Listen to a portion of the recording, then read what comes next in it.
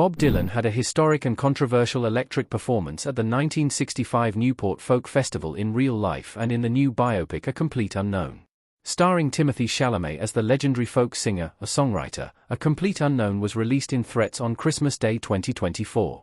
The cast of A Complete Unknown also features Elle Fanning, Monica Barbaro, Dan Fogler, Boyd Holbrook as Johnny Cash, and Edward Norton as Seeger.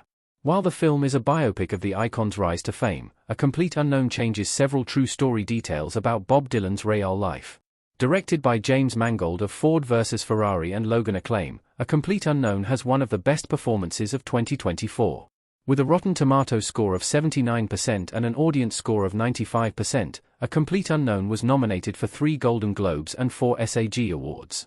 The film follows Bob Dylan's early years when he first arrives in New York and quickly becomes a local legend through the help of musician and activist Pete Seeger after meeting one of his folk heroes, Woody Guthrie.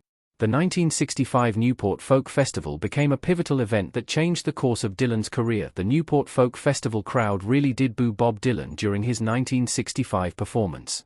Some fans were outraged by Dylan's new loud electric style. Timothée Chalamet as Bob Dylan recording music in A Complete Unknown. As depicted in A Complete Unknown, the crowd at the 1965 Newport Folk Festival booed Bob Dylan when he started playing some of his newer songs from his electric rock catalog.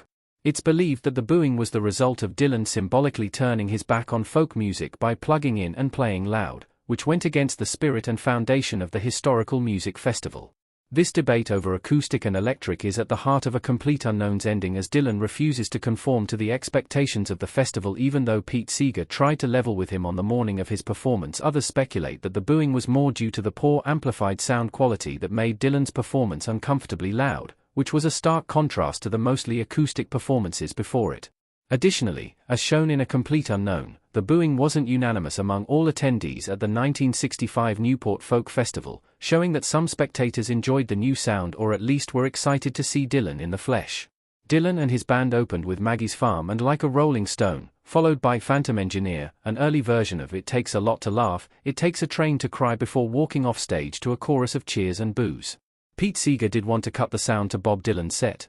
He was trying to improve the distorted playback, not kill his electric sound. Pete Seeger, Edward Norton, holds an instrument as he smiles approvingly up at Bob Dylan. Another true story detail captured in A Complete Unknown was Pete Seeger's desire to cut Bob Dylan's set at the 1965 Newport Folk Festival. It wasn't, however, an act of disapproval, but more so a response to the distorted playback. In a 1990 letter to Dylan, Seeger wrote, "Bob? Someone just told me that you two think I didn't like your going electric in 1965. I've denied that so many times. I was furious at the distorted sound, no one could understand the words of Maggie's Farm." Seeger explains in retrospect that he was trying to improve Dylan's electric sound, not prevent it. Seeger continued to explain in his letter that he dashed over to the people controlling the PA system. "No, this is the way they want it," they said. "I shouted, if I had an axe, I'd cut the cable, and I guess that's what got quoted. My big mistake was in not challenging from the stage the foolish few who booed. I should have said, Howlin' Wolf goes electric, why can't Bob? In any case, you keep on. Best, Pete, via Far Out." It appears that Seeger, who died in 2014, regretted not doing more to endorse Dylan's electric shift at the time.